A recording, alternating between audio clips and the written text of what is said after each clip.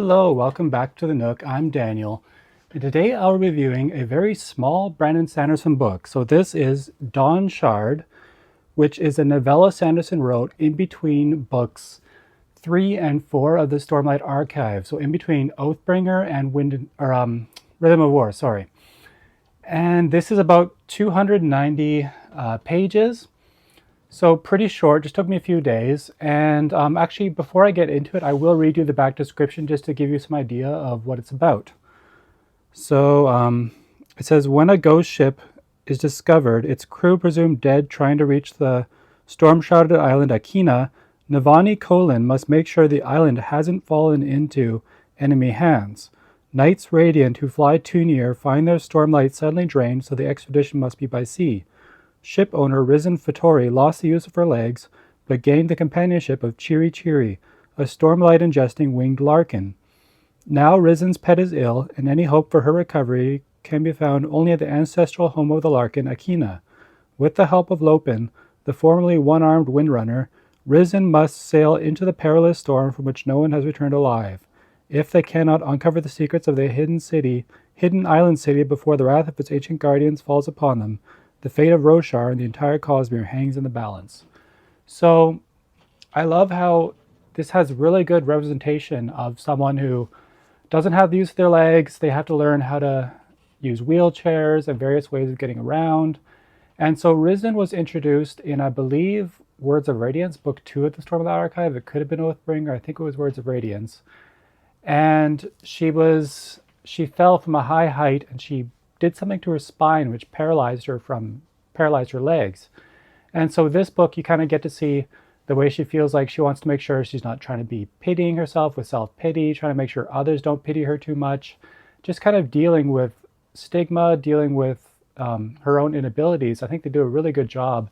Sanderson did a really good job of showing what that's like. I think it really worked well.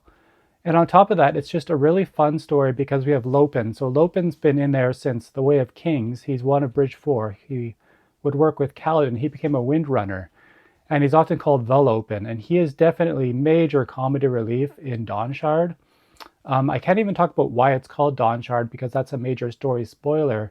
But I will say the meaning of the title is revealed later in the book, towards the end.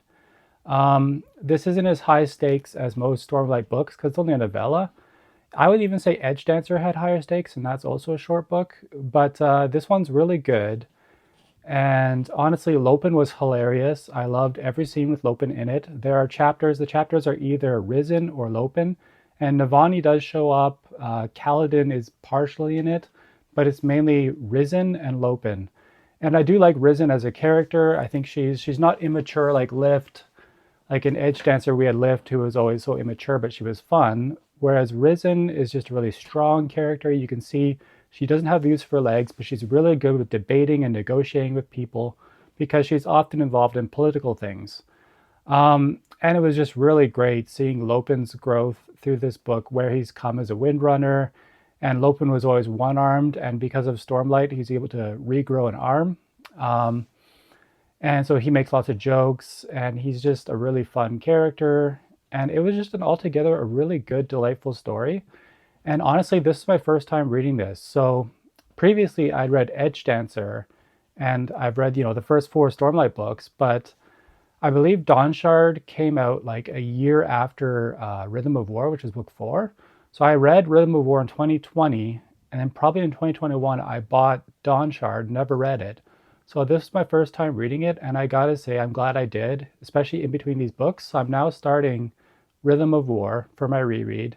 Once I finish Rhythm of War, I'll be on Wind and Truth for the first time. Obviously, I've never read it, so I'm really stoked to review that one too. So just to let you know, my Rhythm of War review won't be up till probably mid-February. There'll be some stuff in between.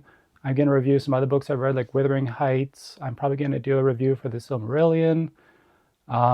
I might even be talking about The Hobbit, because I am reading The Hobbit right now. So that's kind of what you can look forward to for my videos.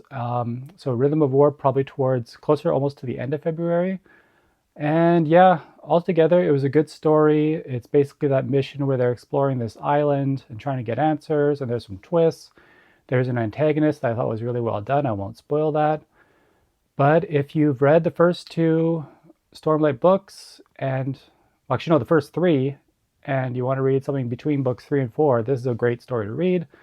And just leave a comment if you've read it, what you think of it, if you liked it better than Edge Dancer. I think I like them the same. And remember to like and subscribe.